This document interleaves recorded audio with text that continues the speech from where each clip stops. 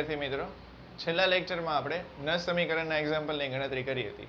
અત્યાર સુધીમાં આ ચેપ્ટરના જે લેક્ચર છે તેની જો આપણે વાત કરીએ તો મુખ્ય બે સિદ્ધાંત ઉપર આપણે માહિતી જોઈ હતી. રાસાયણિક ઉર્જાનું જ્યારે વિદ્યુત ઉર્જામાં રૂપાંતર થાય આ સિદ્ધાંત પરથી આપણે ગેલ્વેનિક કોષની માહિતી જોઈ હતી. ત્યારબાદ આપણે પ્રમાણિત હાઇડ્રોજન કોષ, EMF શ્રેણી અને નસ સમીકરણ જેવા મહત્વના મુદ્દા જોયા હતા. વિદ્યુત ઉર્જાનું જ્યારે રાસાયણિક ઉર્જામાં રૂપાંતર થાય આ સિદ્ધાંત પરથી આપણે વિદ્યુત વિભાજન કોષની માહિતી જોઈ હતી. હવે આ વિદ્યુત વિભાજન કોષમાં જો આપણે વિદ્યુત વિભાજ્ય દ્રાવણ લઈએ તો કેથોડ અને એનોડ ઉપર આપણને કાંઈક નીપજ જોવા મળતી હતી. આ નીપજ કાંઈક અલગ અલગ હતી જો આપણે મંદ, સાંદ્ર કે પીગલિત દ્રાવણ લઈએ તો. એવી જ રીતે આજે કેથોડ અને એનોડ પર નીપજ આપણને જે મળે છે તેનો જથ્થો નક્કી કરવા માટે આપણે ફેરાડેના નિયમનો અભ્યાસ કર્યો હતો. તો અત્યાર સુધી આ ટોપિક આપણે આ ચેપ્ટરમાં જોઈ ગયા. હવે આજે જે આપણે ટોપિક જોવાનો છે આ ચેપ્ટરનો એ ખૂબ જ અગત્યનો એવો ટોપિક છે. વિદ્યુત વિભાજન કોષમાં જે તમે વિદ્યુત વિભાજ્ય દ્રાવણો લ્યો છો તે વિદ્યુત વિભાજ્ય દ્રાવણોની વાહકતા વિશેનો આપણે અભ્યાસ કરવાનો છે. વિદ્યુત વિભાજ્ય દ્રાવણોની વાહકતા. અત્યાર સુધી તમે ધાતુમાં વિદ્યુતનું વહન વિશેની માહિતી જોઈને આવેલા છો કે ધાતુમાં જે વિદ્યુતનું વહન થાય છે તે ઇલેક્ટ્રોનની હલનચલનને કારણે થાય છે. પણ અહીંયા આગળ તમારે વિદ્યુત વિભાજન કોષમાં જે વિદ્યુત વિભાજ્ય દ્રાવ્ય છે તેમાં જે આયનો છે, એટલે કે આપણે ઉદાહરણ તરીકે લઈએ તો પિગલિત NaCl માં જે Na+ અને Cl- ના આયનો છે તેને કારણે તેમાં તમને વિદ્યુતનું વહન જોવા મળશે. તો તે બધી બાબતનો આમાં આપણે અભ્યાસ કરવાનો છે. તો પહેલા આપણે લખીએ કે જે સંયોજનમાં વિદ્યુતનું વહન તેના વિઘટન થવાને કારણે થતું નથી તેને ધાત્વિય અથવા ઇલેક્ટ્રોનીય વાહકતા કહે છે. અથવા અહીંયા તમે એવી રીતે પણ લખી શકો કે જે પદાર્થ અથવા તો જે સંયોજનમાં વિદ્યુતનું વહન ઇલેક્ટ્રોનની હલનચલનને કારણે થાય તો તેને ધાત્વિય અથવા તો ઇલેક્ટ્રોનીય વાહકતા કહી શકે. હવે તમને ખ્યાલ છે કે જે ધાતુઓ છે તેમાં સુવાહક, અવાહક અને અર્ધવાહક એમ ત્રણ રીતે વિદ્યુતની વાહકતાને આધારે ભાગ પાડવામાં આવેલા છે. સુવાહક કોને કહેવાય એ પણ તમને ખ્યાલ છે. સુવાહકમાં તમે જોશો તો જે વિદ્યુતની વાહકતા છે તેનું મૂલ્ય સૌથી વધારે હશે. હવે તો કે ધાતુઓ, મિશ્ર ધાતુઓ જે છે એ સુવાહક પદાર્થો તરીકે આવશે અને કાર્બન અને તેના કેટલાક અપર રૂપો પણ જે છે એ સુવાહક પદાર્થોમાં આવશે, કેમ કે તેમાં વિદ્યુતની વાહકતાનું મૂલ્ય સૌથી વધારે હોય છે. એટલે કે વિદ્યુત વાહકતા નું સૌથી વધુ મૂલ્ય જોવા મળશે ધાતુઓ અને મિશ્ર ધાતુઓ. આ સાથે અહીંયા તમે જુઓ તો કાર્બન અને તેના અપર રૂપો. અવાહક પદાર્થ, તો જેમ સુવાહક પદાર્થમાં વિદ્યુતની વાહકતાનું મૂલ્ય સૌથી વધારે હશે એવી રીતે તમે અવાહક પદાર્થમાં જુઓ તો વિદ્યુતીય વાહકતાનું મૂલ્ય અલ્પ પ્રમાણમાં જોવા મળશે. એટલે વિદ્યુત વાહકતા તમને કેવી જોવા મળશે? અલ્પ પ્રમાણમાં જોવા મળશે. અવાહક પદાર્થમાં આપણે જોઈએ તો કોણ આવશે? તો કે કાચ અને સિરેમિક પદાર્થો જે તમને શેમાં આવશે? અવાહક પદાર્થોમાં આવશે. સુવાહક અને અવાહક. ત્યારબાદ આપણે જોઈએ તો અર્ધવાહક. સુવાહકમાં વિદ્યુતીય વાહકતાનું મૂલ્ય સૌથી વધારે છે. અવાહકમાં વિદ્યુત વાહકતાનું મૂલ્ય સૌથી અલ્પ પ્રમાણમાં છે. તો અર્ધવાહકમાં શું થશે કે વિદ્યુત વાહકતાનું મૂલ્ય સુવાહક અને અવાહક પદાર્થોની વચ્ચે જોવા મળશે. વિદ્યુત વાહકતાનું મૂલ્ય સુવાહક અને અવાહક પદાર્થના વિદ્યુત વાહકતા ના મૂલ્ય વચ્ચેનું તમને જોવા મળશે. હવે કોણ આવશે? તો કે સિલિકોન, જર્મેનિયમ જેવી અર્ધ ધાતુઓ. સિલિકોન, જર્મેનિયમ જેવી અર્ધ ધાતુઓ. આ 3 ભાગ તમે અગાઉના ધોરણમાં જોઈને આવેલા છો. હવે આ જે ચોથો ભાગ છે એ અતિ સુવાહકો, અથવા તેને તમે સુપર કન્ડક્ટન્સ એવું પણ કહી શકો. અતિ સુવાહકો. હવે અતિ સુવાહકો એટલે શું થશે? સુવાહકમાં આપણે જોયું કે વિદ્યુતીય વાહકતાનું મૂલ્ય સૌથી વધારે હોય છે. તો અતિ સુવાહક એટલે શું થશે? તો કે જે પદાર્થો, એટલે કે એવા પદાર્થો જેમાં અવરોધકતાનું મૂલ્ય તમને શૂન્ય જોવા મળશે. આને કારણે તેમાં વિદ્યુત વાહકતાનું મૂલ્ય સૌથી વધારે હશે. તો તેવા પદાર્થને અતિ સુવાહકો અથવા તો સુપર કન્ડક્ટન્સ એવું કહી શકાય. એટલે કે જે પદાર્થોમાં અવરોધકતા શૂન્ય જોવા મળે, આથી વિદ્યુત વાહકતાનું મૂલ્ય સૌથી વધુ. અતિસુવાહક પદાર્થોમાં આપણે ઉદાહરણ તરીકે લઈએ તો 0 થી 15 કેલ્વિન જેટલા નીચા તાપમાને ધાતુઓ, 0 થી 15 કેલ્વિન જેટલા તાપમાને ધાતુઓ જે છે એ તમને અતિસુવાહક તરીકે જોવા મળશે. આ સાથે 150 કેલ્વિન જેટલા ઊંચા તાપમાને સિરેમિક પદાર્થો જે છે એ તમને શેમાં જોવા મળશે? અતિસુવાહક એટલે કે સુપર કન્ડક્ટન્સ તરીકે જોવા મળશે. પણ આપણો જે મુખ્ય ટોપિક છે કે વિદ્યુત વિભાજ્ય દ્રાવણોની વાહકતા, તો વિદ્યુત વિભાજ્ય દ્રાવણોની વાહકતા માટે આપણે લખીએ તો અહીંયા તમે જોશો તો જે સંયોજનમાં વિદ્યુતનું વહન તેનું વિઘટન થઈ છૂટા પડતા આયનોને કારણે જોવા મળે તેને વિદ્યુત વિભાજનીય અથવા આયનીય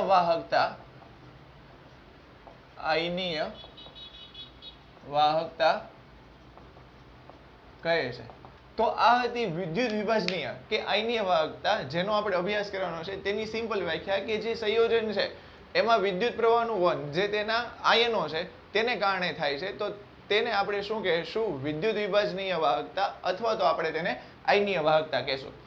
ધાત્વીય અથવા તો ઇલેક્ટ્રોનીય વાહકતામાં આપણે 4 ભાગ જોયા: સુવાહક, અવાહક, અર્ધવાહક અને અતિસુવાહકો. એવી રીતે અહીંયા આપણે જોશું તો પ્રબળ વિદ્યુત વિભાજ્ય અને જોવા મળશે નિર્બળ વિદ્યુત વિભાજ્ય.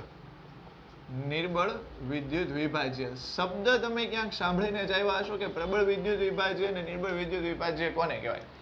પ્રબળ વિદ્યુત વિભાજ્ય કે તેમાં 100% આયનીકરણ થશે, જે તમારું સંયોજન હશે તેનું, તો તેવા વિદ્યુત વિભાજ્ય દ્રાવણ છે તેને પ્રબળ વિદ્યુત વિભાજ્ય દ્રાવણ કહેવાય. હવે જે તમારું સંયોજન છે તેનું 100% આયનીકરણ થાય છે, એટલે કે બધા આયનો તેમાં છૂટા પડે છે, આથી તેમાં વિદ્યુત વાહકતાનું મૂલ્ય વધારે હશે. તો આપણે અહીંયા વાત કરીએ કે સંપૂર્ણ, હું અહીંયા લખીશ વિયોજન એટલે શું એ તમે જોઈને આવ્યા દ્રાવણોમાં. સંપૂર્ણ વિયોજન થશે તો તેવા દ્રાવણોને કેવું આપણે કહીશું? વિદ્યુત વિભાજ્ય દ્રાવણો. ઉદાહરણ તરીકે આપણે અહીંયા લઈએ તો કે H2SO4, NaOH અને HNO3 જે છે એ આપણી પાસે પ્રબળ વિદ્યુત વિભાજ્ય દ્રાવણોના ઉદાહરણો છે. નિર્બળ વિદ્યુત વિભાજ્યમાં તો કે સંપૂર્ણ વિયોજન થતું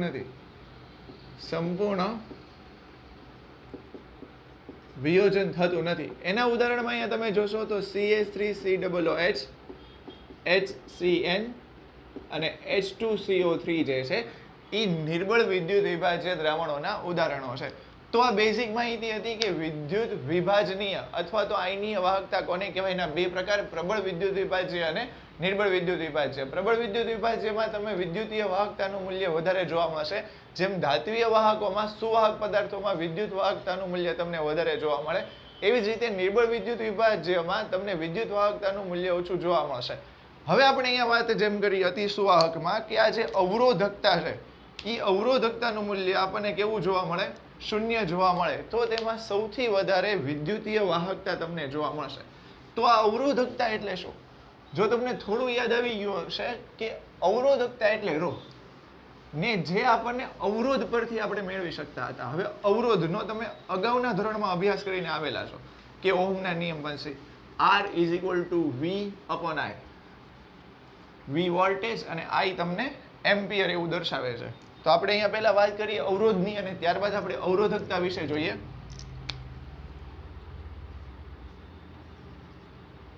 અવરોધ. હવે અહીંયા હું અવરોધની વ્યાખ્યા તમને નથી લખાવતો. અવરોધ એટલે શું એ તમને ખ્યાલ છે. અવરોધ માટે આપણે ઓહમના નિયમ પ્રમાણે લખીએ તો R is equal to V ના છેદમાં I. જ્યાં V છે એ તમને દર્શાવે છે વોલ્ટેજ અને I તમને દર્શાવે છે એમ્પિયર. હવે અહીંયા તમે જોશો તો અવરોધ જે છે તેનો એકમ થશે ઓહમ અથવા તમે એને આવી સંજ્ઞા વડે પણ દર્શાવી શકો.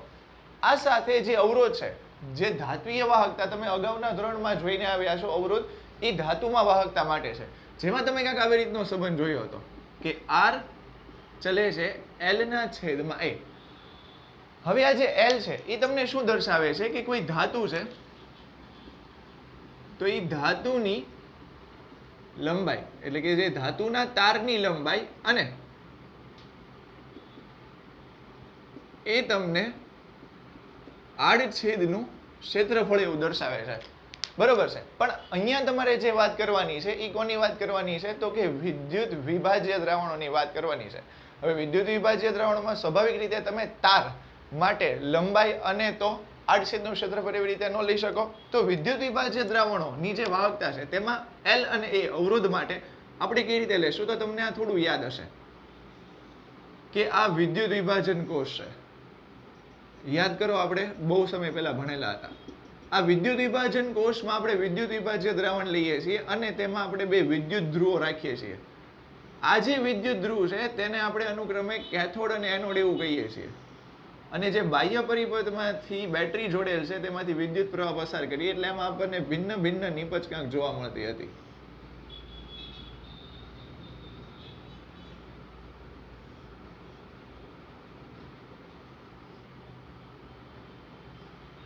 તો આવી રીતે આપણને કાંઈક વિદ્યુત વિભાજન કોષની રચના જોવા મળે છે. હવે અહીંયા તમે જોશો તો કે જો વિદ્યુત વિભાજ્ય દ્રાવણોની વાહકતા વિશેની આપણે વાત કરતા હોઈએ ને એમાં જો આપણે અવરોધની વાત કરીએ તો આ જે L છે એ તમને શું દર્શાવે છે? તો કે L એ તમને બે વિદ્યુત ધ્રુવો વચ્ચેનું અંતર દર્શાવશે. અને આ જે A છે એ તમે જે વિદ્યુત ધ્રુવો અહીંયા લીધેલા છે એ વિદ્યુત ધ્રુવના આડછેદનું ક્ષેત્રફળ દર્શાવશે. એ જે વિદ્યુત ધ્રુવના આડછેદનું ક્ષેત્રફળ તમને દર્શાવશે. અને આ જે L છે એ તમને શું દર્શાવશે? તો કે વિદ્યુત ધ્રુવો વચ્ચેનું અંતર તમને દર્શાવશે. તો આ L અને L ની બાબત તમારે અહીંયા યાદ રાખવાની છે, કેમ કે આપણે વિદ્યુત વિભાજ્ય દ્રાવણોની વાહકતાની વાત કરીએ છીએ. હવે અહીંયા આપણે થોડીક આગળ વાત કરીએ.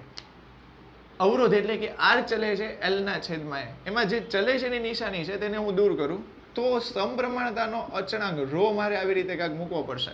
એટલે કે R બરાબર ρ ઇન્ટુ L ના છેદમાં A. હવે L શું છે એ તમને આપણે વાત કરી, A શું છે એ તમને વાત કરી, R તો તમને ખ્યાલ જ છે જેને અવરોધકતા કહેવાય. પણ આ જે સમપ્રમાણતાનો અચળાંક ρ છે તેને આપણે કહીએ અવરોધકતા અથવા તો તેને આપણે વિશિષ્ટ અવરોધ એવું કહી શકીએ ρ ને. હવે અહીંયા જો હું ρ ને સૂત્રનો કરતા બનાવું તો ખાસ તમે જોજો, અવરોધનો એકમ આપણે નક્કી કરીએ, અવરોધકતા જે છે ને આપણે સૂત્રનો કરતા બનાવીએ તો કાંઈક આવી રીતે સૂત્ર થશે કે R ઇન્ટુ A ના છેદમાં L. હવે આ જે એ છે એ તમને દર્શાવે છે આડછેદનું ક્ષેત્રફળ અને એલ જે છે એ તમને વિદ્યુત ધ્રુવો વચ્ચેનું અંતર દર્શાવે છે. જો અવરોધકતાના એકમની આપણે વાત કરીએ તો આર નો એકમ આપણને ખ્યાલ છે કે ઓહમ. અહીંયા હવે તમે જોશો તો એ આડછેદનું ક્ષેત્રફળ જેનો એકમ થશે મીટર સ્ક્વેર અને લંબાઈ માટે અહીંયા મીટર, તો કાકાનો એકમ આવી રીતે થશે કે ઓહમ ઇન્ટુ મીટર, અથવા તો તમે આવી રીતે પણ લખી શકો કે ઓહમ ઇન્ટુ સેન્ટીમીટર. આ તમને અવરોધકતાનો એકમ જોવા મળશે. હવે જેમ મેં અહીંયા વાત કરી કે જે આ રો છે તેને આપણે કહીએ છીએ અવરોધકતા, અથવા તો તેને આપણે કહી શકાય વિશિષ્ટ અવરોધ. તો આ વિશિષ્ટ અવરોધ કઈ રીતે થાય? આડછેદનું જે ક્ષેત્રફળ છે અને આ જે વિદ્યુત ધ્રુવો વચ્ચેનું અંતર છે, આ બંનેનું મૂલ્ય આપણે જો એક લઈએ, એટલે કે અહીંયા જે આપણી પાસે આડછેદનું ક્ષેત્રફળ છે તેનું મૂલ્ય આપણે અહીંયા લઈ લઈએ 1 સેન્ટીમીટર સ્ક્વેર, અને અહીંયા જે આપણી પાસે આ વિદ્યુત ધ્રુવો વચ્ચેનું અંતર છે તેને આપણે લઈ લઈએ 1 સેન્ટીમીટર. તો ખાસ તમે અહીંયા ધ્યાનથી જોશો કે બંનેમાં આપણે એક એકનું મૂલ્ય મૂકીએ તો કાંઈક આવી રીતની વાત થશે કે અવરોધકતા બરાબર આર. એટલે આ જે તમને અવરોધ જોવા મળશે જ્યારે આડછેદનું ક્ષેત્રફળ 1 સેન્ટીમીટર સ્ક્વેર અને લંબાઈ તમને કેટલી જોવા મળશે 1 સેન્ટીમીટર, ત્યારે જે તમને અવરોધ જોવા મળશે તેને તમે શું કહેશો? વિશિષ્ટ અવરોધ કહેશો. હવે અહીંયાને આપણે થોડીક અલગ રીતે જોઈએ. તમને જો જે આમાં ખ્યાલ ન આવ્યો હોય કે આ કઈ રીતે, તો અહીંયા જોજો કે આ એક 1 સેન્ટીમીટર ઘન ધરાવતો પદાર્થ છે.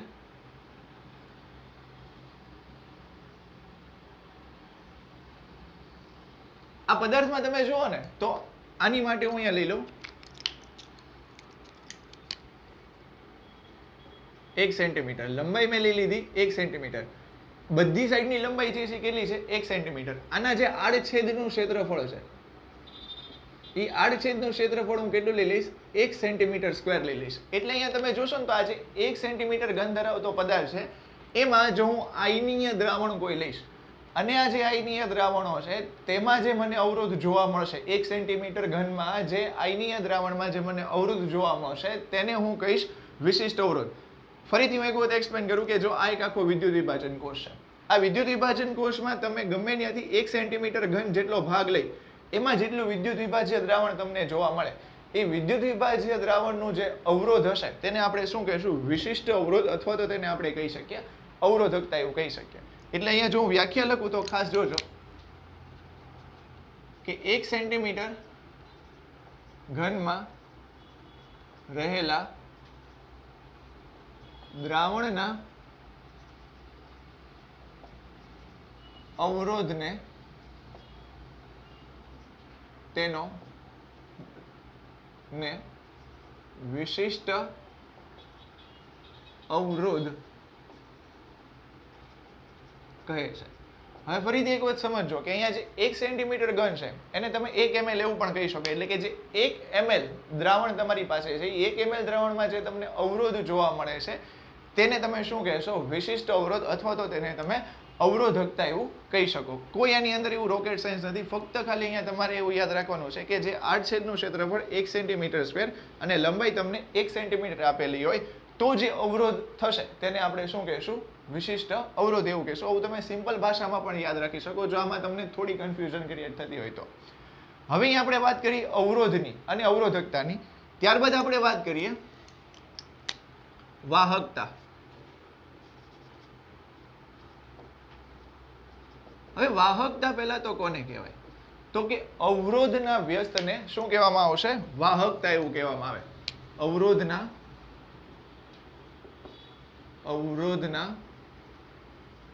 વ્યસ્તને વાહકતા કહે છે.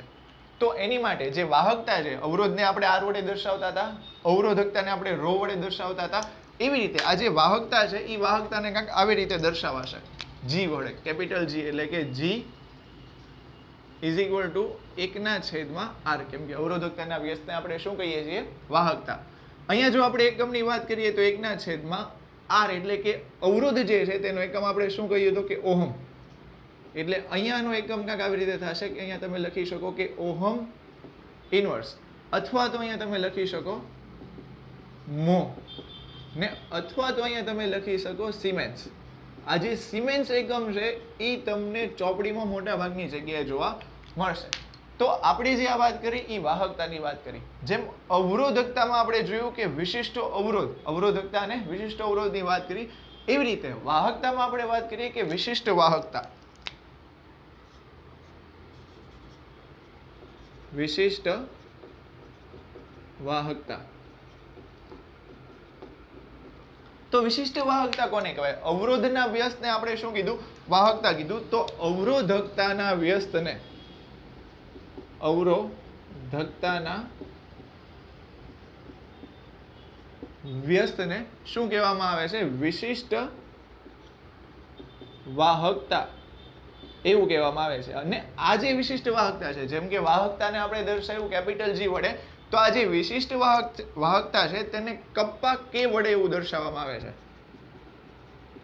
કપ્પા કે વડે દર્શાવવામાં આવે છે. તો જો વિશિષ્ટ વાહકતા માટે હું લખું તો કાંઈક આવી રીતે થશે કે વિશિષ્ટ વાહકતાને કપ્પા ને અવરોધકતાનો વ્યસ્ત, એટલે આવી રીતે થશે.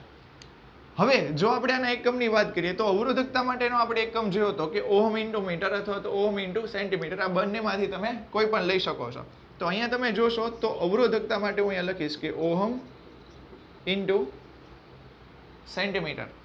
તો હવે અહીંયા તમે જોજો, જો હું આનો એકમ લખું તો આવી રીતે થશે કે ohm inverse into centimetre inverse. અથવા તો તમે અહીંયા આવી રીતે લખી શકો કે ohm inverse into metre inverse. અથવા તો તમે અહીંયા આવી રીતે પણ લખી શકો કે જેમ વાહકતા છે એ વાહકતાને આપણે સિમેન્સ એવું કહેતા હતા, તો જે વિશિષ્ટ વાહકતા છે એને પણ આપણે સિમેન્સ એવું કહીએ. તો એનો એકમ કાંઈક આવી રીતે થશે કે સિમેન્સ ઇન્ટુ સેન્ટીમીટર ઇનવર્સ, અથવા તો જે છે સિમેન્સ ઇન્ટુ મીટર ઇનવર્સ જે છે એ આપણને કોનો એકમ જોવા મળશે? વિશિષ્ટ વાહકતા જે છે તેનો એકમ આપણને જોવા મળશે. અહીંયા આપણે થોડીક આગળ વાત કરીએ કે જેમ આપણે વિશિષ્ટ વાહકતા ને કોને કહેવાય તેની વિશેની વાત કરી કે કપ્પા અવરોધકતાના વ્યસ્તને આપણે વિશિષ્ટ વાહકતા એવું કહેશું. કપ્પા બરાબર 1/, અવરોધકતા, તેનો એકમ જોયો. વાહકતા કોને કહેવાય? કે અવરોધના વ્યસ્તને આપણે શું કહીએ છીએ? વાહકતા એવું કહીએ છીએ. હવે ખાસ જુઓ કે આપણે થોડીક આગળ વાત કરીએ તો અહીંયા જે આપણે એક સૂત્ર લખેલું છે કે R બરાબર રો ઇન્ટુ એલના છેદમાં એ. તો અહીંયા હું લખું કે R બરાબર રો ઇન્ટુ એલના છેદમાં એ. હવે ખાસ તમે અહીંયા ઉપર જો કે વાહકતા માટે આપણે એવું કીધું હતું કે અવરોધના વ્યસ્તને, તો અહીંયા કાંઈક આવી રીતે પણ સૂત્ર લખી શકો કે R બરાબર 1/, વાહકતા. એવી જ રીતે હું અહીંયા આવી રીતે પણ લખી શકું કે અવરોધકતા બરાબર 1/, વિશિષ્ટ વાહકતા એટલે કે કપ્પા.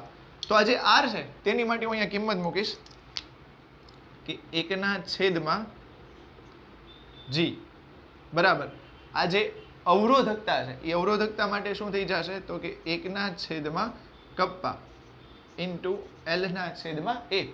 જો અહીંયા કપ્પા એટલે કે વિશિષ્ટ વાહકતાને સૂત્રનો કરતા બનાવું તો કાંઈક આવી રીતે થાય કે કપ્પા બરાબર G ઇન્ટુ L/A.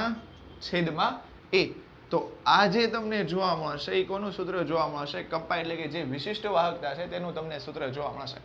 હવે જો અહીંયા ફરીથી એક વખત તમે જો કે અવરોધકતાને આપણે વિશિષ્ટ અવરોધ એવું પણ કહેતા હતા. એને વિશિષ્ટ અવરોધ કેમ આપણે કહેતા હતા? કે જ્યારે આડછેદનું ક્ષેત્રફળ આપણે 1 સેન્ટીમીટર સ્ક્વેર અથવા તો લંબાઈ જો આપણે 1 સેન્ટીમીટર રાખીએ તો જે આપણને જે દ્રાવણ છે તેનો જે અવરોધ જોવા મળે તેને આપણે વિશિષ્ટ અવરોધ અથવા તો અવરોધકતા એવું કહેતા હતા. તો અહીંયા પણ આપણે તમે ખાસ જુઓ તો આ જે લંબાઈ છે બરાબર, અહીંયા આપણે લંબાઈ જે છે એ લઈ લઈએ 1 સેન્ટીમીટર. આ જે આડછેદનું ક્ષેત્રફળ છે એ આડછેદનું ક્ષેત્રફળ હું અહીંયા લઈ લઉં 1 સેન્ટીમીટર સ્ક્વેર. 1 સેન્ટીમીટર સ્ક્વેર આડછેદનું ક્ષેત્રફળ અને લંબાઈ 1 સેન્ટીમીટર લીધેલી છે. તો અહીંયા આપણે વાત કરીએ કે લંબાઈ 1 સેન્ટીમીટર અને આડછેદનું ક્ષેત્રફળ આપણે કેટલું લીધેલું છે? 1 સેન્ટીમીટર સ્ક્વેર એવું લીધેલું છે. તો આ જે 1 સેન્ટીમીટર ઘન ધરાવતો જે પદાર્થ છે તેમાં જે દ્રાવણ હશે તેની આપણને જે વાહકતા જોવા મળે તેને આપણે શું કહેશું? વિશિષ્ટ વાહકતા એવું કહેશું. તો વિશિષ્ટ વાહકતા માટે અહીંયા પણ આપણે જોયું કે અવરોધકતાના વ્યસ્તને વિશિષ્ટ વાહકતા કહેવાય. એવી જ રીતે જો આપણે વિશિષ્ટ વાહકતાની જેમ અહીંયા વાત કરી વિશિષ્ટ અવરોધ માટે, તેવી રીતે પણ વાત કરી શકીએ. ફરીથી જો હું એક વખત ખાસ કહું છું કે જો લંબાઈ આપણે લઈએ 1 સેન્ટીમીટર અને આડછેદનું ક્ષેત્રફળ હશે 1 સેન્ટીમીટર, એટલે આજે 1 સેન્ટીમીટર ઘન ધરાવતો જે પદાર્થ છે, આ 1 સેન્ટીમીટર ઘન ધરાવતા પદાર્થમાં જે દ્રાવણ હશે તેની જે તમને વાહકતા જોવા મળશે તેને શું કહેવામાં આવશે? તેની વિશિષ્ટ વાહકતા કહેવામાં આવશે. સરળતા માટે આપણે અહીંયા લખી નાખીએ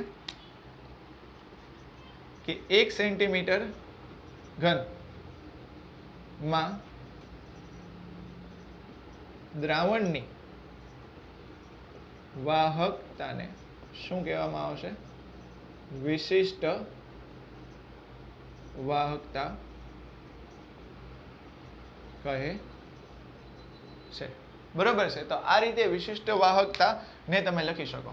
હવે ખાસ એક બીજી વસ્તુ જે છે અહીંયા તમે ખાસ ધ્યાનથી જુઓ કે કપ્પા બરાબર આપણે લખ્યું જી વાહકતા ઇન્ટુ એલ ના છેદમાં એ. હવે એલ અને એ શું છે જે મેં તમને વાત કરી દીધી. અહીંયા આગળ તમે ખાસ આકૃતિમાં જોશો તો એલ તમને વિદ્યુત ધ્રુવો વચ્ચેનું અંતર અને એ જે છે એ તમને શું દર્શાવશે? વિદ્યુત ધ્રુવના આડછેદનું ક્ષેત્રફળ.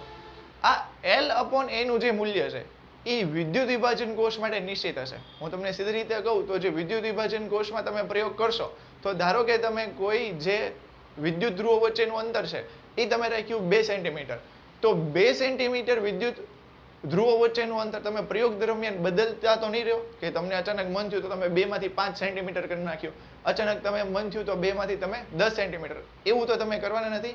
આ જે વિદ્યુત ધ્રુવો વચ્ચેનું અંતર છે એ પ્રયોગ દરમિયાન નિશ્ચિત રહેશે. એવી જ રીતે આ આડછેદનું ક્ષેત્રફળ છે એ પણ ફિક્સ છે કે તમે નિશ્ચિત આડછેદ ધરાવતો જે વિદ્યુત ધ્રુવ છે, ધારો કે કોપરનો જે વિદ્યુત ધ્રુવ છે એનું નિશ્ચિત આડછેદ છે તેને તમે કેથોડમાં મૂકેલો છે, તો હવે તમને અચાનક પ્રયોગ દરમિયાન મન થયું તો તમે એ કેથોડનો વિદ્યુત ધ્રુવ કાઢી અને નવા આડછેદ ધરાવતો કોપરનો વિદ્યુત ધ્રુવ તો મૂકવાના નથી. એટલે કે સિમ્પલ ભાષામાં કહીએ તો એલ અપોન એ નું મૂલ્ય છે એ જે વિદ્યુત વિભાજન કોષ છે તેની માટે નિશ્ચિત રહેશે. આથી આ જે એલ અપોન એ છે તેને આપણે કોષ અચળાંક એવું કહીએ છીએ. એટલે કે એલ એ તમને શું દર્શાવશે? કોષ અચળાંક દર્શાવશે. એટલે અહીંયા આગળ જે આપણે સૂત્ર જોયું કે કપ્પા એટલે કે વિશિષ્ટ વાહકતા is equal to G into L ના છેદમાં એ, તો એની માટે લખીએ તો કાંઈક આવી રીતે થશે કે કપ્પા બરાબર જી એટલે કે જે વાહકતા, વિશિષ્ટ વાહકતા બરાબર વાહકતા ગુણ્યા કોષ અચળાંક કે જેને જી સ્ટાર વડે દર્શાવવામાં આવે છે. તો આજે આપણે વાત જોઈ એ સિમ્પલ વાત હતી કે હવે આમાં કોઈ એવું રોકેટ સાયન્સ નથી કે એલ અપોન એ ને કેમ કોષ અચળાંક કહેવામાં આવે. પ્રયોગ દરમિયાન તમે વિચારો કે જે વિદ્યુત ધ્રુવો વચ્ચેનું અંતર છે એ તો ફિક્સ જ છે અને વિદ્યુત ધ્રુવના આડછેદનું ક્ષેત્રફળ પણ કેવું છે? નિશ્ચિત છે. આથી એલ અપોન એનું મૂલ્ય તમને દર્શાવશે કોષ અચળાંકનું મૂલ્ય. તો કપ્પા બરાબર જી વાહકતા ઇન્ટુ કોષ અચળાંક, જેને આપણે જી સ્ટાર વડે દર્શાવીએ છીએ. હવે અહીંયા તમે જુઓ ને તો આ જે વાહકતા છે એ વાહકતા ઉપર અસર કરતા કેટલાક પરિબળો છે. જેમ કે વિદ્યુત વિભાજ્ય દ્રાવણ છે તો વિદ્યુત વિભાજ્ય દ્રાવણમાં અસર કરતા કેટલાક પરિબળો છે કે તમે વિદ્યુત વિભાજ્ય દ્રાવણ છે એનો સ્વભાવ કેવો લીધેલો છે. તમારે વિદ્યુત વિભાજ્ય દ્રાવણમાં જે નિપજ એટલે કે જે આયનો છૂટા પડે છે, પિગલિત અને Cl ની આપણે વાત કરીએ તો એમાં Na+ અને Cl- આયન છૂટા પડશે. તો આ Na+ અને Cl- આયનના જે કદ છે એ પણ એની વાહકતા ઉપર આધાર રાખશે. તો આપણે હવે જોઈએ કે આ જે વાહકતા છે તેની ઉપર અસર કરતા પરિબળો.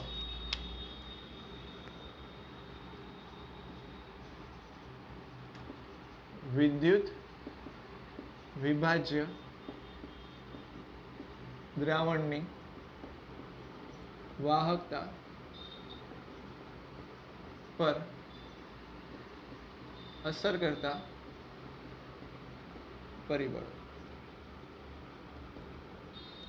સૌથી પહેલા આપણે જોઈએ તો જે તમે વિદ્યુત વિભાજ્ય દ્રાવણ લ્યો છો એ વિદ્યુત વિભાજ્ય દ્રાવણનો સ્વભાવ એટલે કે કેવો સારો હોવો જોઈએ કે ખરાબ હોવો જોઈએ એવું નહીં.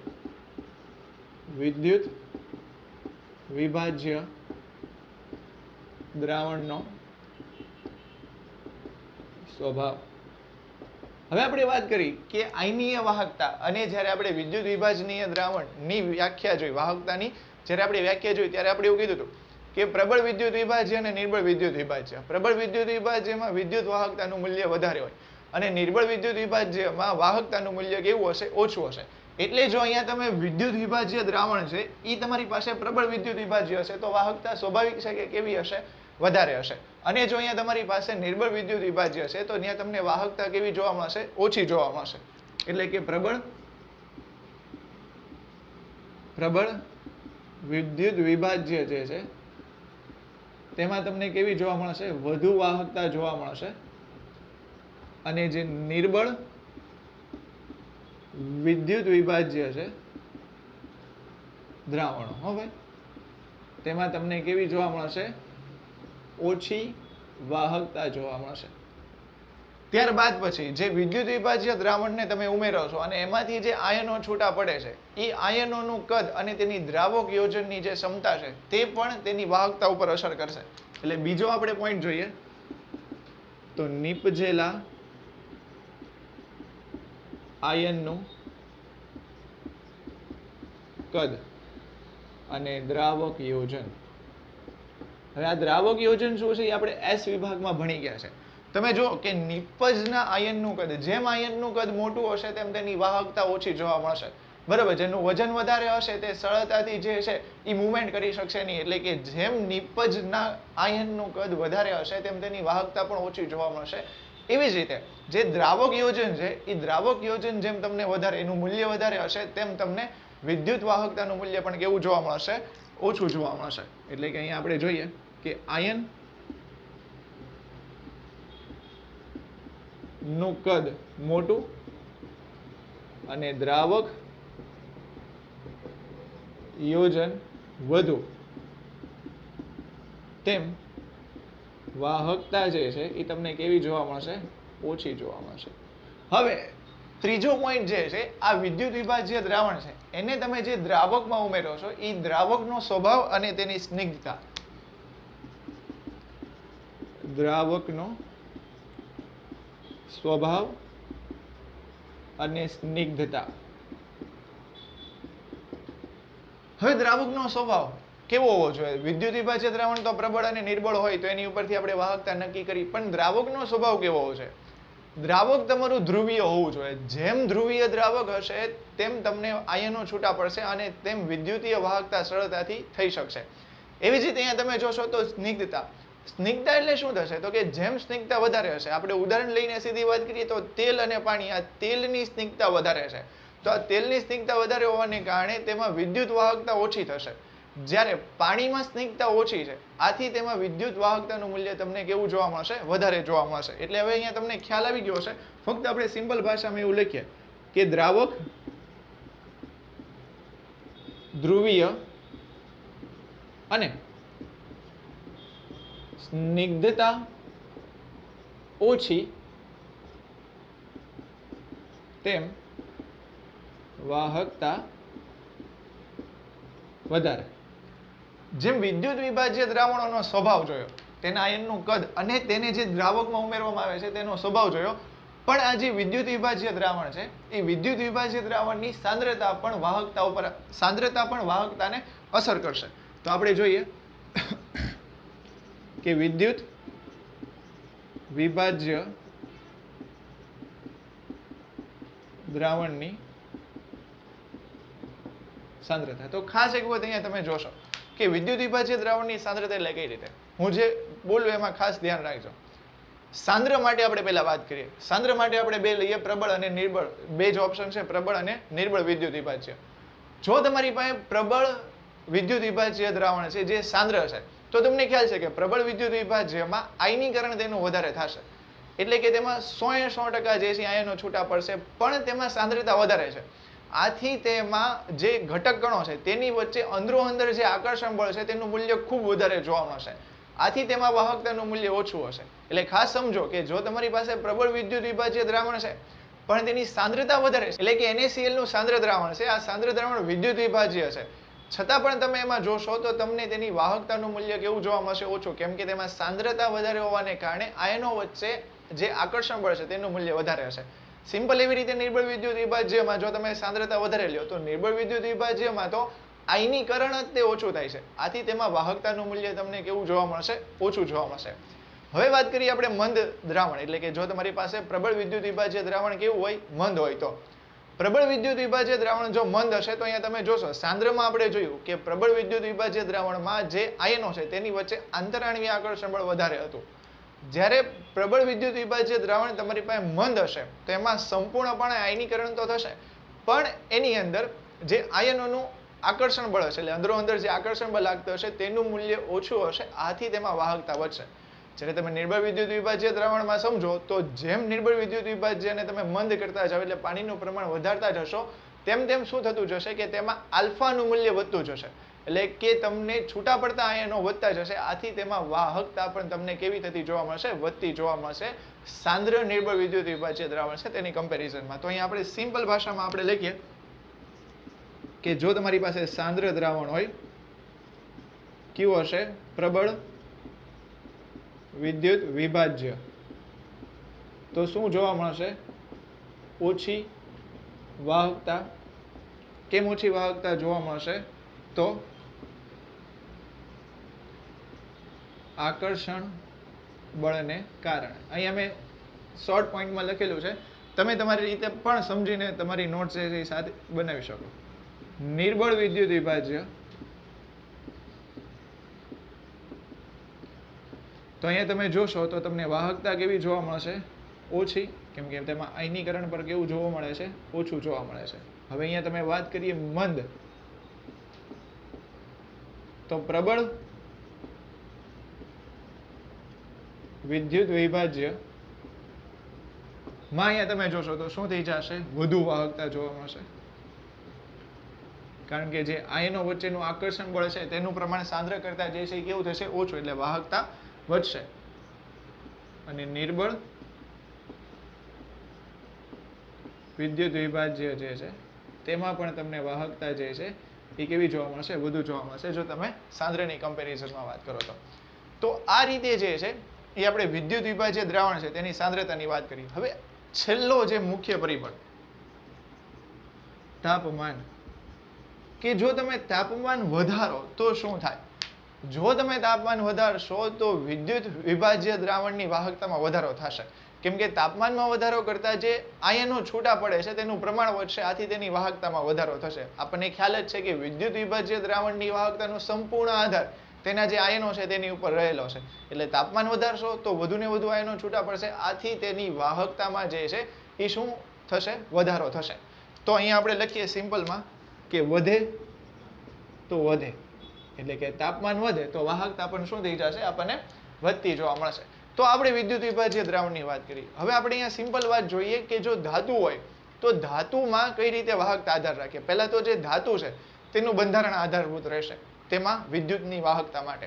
આ સાથે બીજો જે પોઈન્ટ છે તેની બાહ્યતમ કક્ષામાં રહેલા ઇલેક્ટ્રોન, બાહ્યતમ કક્ષામાં રહેલા ઇલેક્ટ્રોન તે પણ તેની વાહકતા માટે આધાર રાખશે, કેમ કે જે સંયોજકતા પટમાંથી વાહકતા પટમાં ઇલેક્ટ્રોન જશે અને તેમાં વિદ્યુતનું વહન થશે, એટલે સંયોજકતા કક્ષામાં રહેલા ઇલેક્ટ્રોન પણ જે છે એ વિદ્યુતના વહન માટે જવાબદાર હશે. અને ત્રીજો અને મુખ્ય પોઈન્ટ તમે જોશો તો અહીંયા જે આપણે જોયું એ તાપમાન, અહીંયા આપણે જોયું કે વધે તો વધે, પણ ત્યાં તમે જોશો તો વધે તો ઘટે, એટલે કે ત્યાં જો તાપમાન વધશે તો ઇલેક્ટ્રોનની હલનચલન વધશે, આથી ત્યાં તમને અવરોધ વધારે જોવા મળશે, અને જે વાહકતા છે ધાતુમાં વિદ્યુતની વાહકતા છે તેનું મૂલ્ય કેવું જોવા મળશે? ઓછું જોવા મળશે. તો આજે જે છે આપણે વાત કરી કે અવરોધ કોને કહેવાય? અવરોધકતા અને વિશિષ્ટ અવરોધ. જેમ કે વિશિષ્ટ અવરોધ માટે અહીંયા આપણે વાત કરી કે 1 સેન્ટીમીટર ઘનમાં રહેલા દ્રાવણના અવરોધને તેનો વિશિષ્ટ અવરોધ કહેવાય. અહીંયા આપણે 1 સેન્ટીમીટર ઘન પદાર્થની અંદર કોઈ આયનીય દ્રાવણ લઈએ અને જે એનો અવરોધ હશે તેને આપણે શું કહેશું? વિશિષ્ટ અવરોધ કહેશું. એવી જ રીતે આપણે વાત કરી કે વાહકતા, અવરોધના વ્યસ્તને વાહકતા કહેવાય, એટલે અહીંયા આપણે એનો એકમ જોયો કે ઓહમ ઇનવર્સ, મો અથવા તો સિમેન્સ. અવરોધકતા માટે આપણે જ્યારે વાત કરી હતી ત્યારે એનો એકમ આપણે જોયો હતો કે ઓહમ ઇન્ટુ સેન્ટીમીટર. એ પરથી આપણે વિશિષ્ટ વાહકતાની વ્યાખ્યા લખીએ તો અવરોધકતાના વ્યસ્તને શું કહેવામાં આવે છે? વિશિષ્ટ વાહકતા, એટલે કે જેને કપ્પા વડે દર્શાવાય તો કપ્પા ઇઝ ઇક્વલ ટુ 1/ρ. એકમની જો આપણે અહીંયા વાત કરીએ તો ohm inverse into centimetre inverse, ohm inverse into metre inverse, અને સિમેન્સ ઇન્ટુ સેન્ટીમીટર ઇનવર્સ, અને સિમેન્સ ઇન્ટુ મીટર ઇનવર્સ. આવી રીતના કાંઈક આપણને 4 એકમો જોવા મળ્યા હતા. હવે અહીંયા જેમ આપણે વિશિષ્ટ અવરોધ માટે વાત કરી એવી જ રીતે આપણે અહીંયા વિશિષ્ટ વાહકતા માટે વાત કરી હતી કે જે 1 સેન્ટીમીટર ઘન છે, એટલે કે જો આડછેદનું ક્ષેત્રફળ આપણે લઈએ 1 સેન્ટીમીટર સ્ક્વેર અને લંબાઈ લઈએ આપણે 1 સેન્ટીમીટર. તો આ જે 1 સેન્ટીમીટર ઘન ધરાવતો જે પદાર્થ છે એની અંદર જે દ્રાવણની વાહકતા જોવા મળશે તેને શું કહેવામાં આવશે? તેની વિશિષ્ટ વાહકતા એવું કહેવામાં આવશે. હવે અહીંયા તમે જુઓ ને તો L upon A ના મૂલ્યને આપણે કીધું કોષ અચળાંક, કેમ કે આ જે L અને A છે તેનું મૂલ્ય કોઈ પણ કોષ માટે પ્રયોગ દરમિયાન નિશ્ચિત હશે. આથી તમને કોષ અચળાંકનું મૂલ્ય દર્શાવશે, જેને આપણે G સ્ટાર વડે દર્શાવ્યું અને કાંક આપણને કપ્પા બરાબર વાહકતા ગુણ્યા કોષ અચળાંક એવું સૂત્ર જોવા મળ્યું. અને તેની ઉપર અસર કરતા એટલે કે વાહકતા પર અસર કરતા કેટલાક પરિબળો જે છે જેની આપણે ચર્ચા કરી. હવે પછીના જે લેક્ચર છે એમાં આપણે જોશું કે તુલ્ય વાહકતા અને જે મોલર વાહકતા છે અને આ જે આયનીય દ્રાવણ છે એ આયનીય દ્રાવણમાં જે વાહકતા છે એ વાહકતાનું કઈ રીતે માપન કરવામાં આવે છે તેની વિશેનો આપણે અભ્યાસ કરીશું.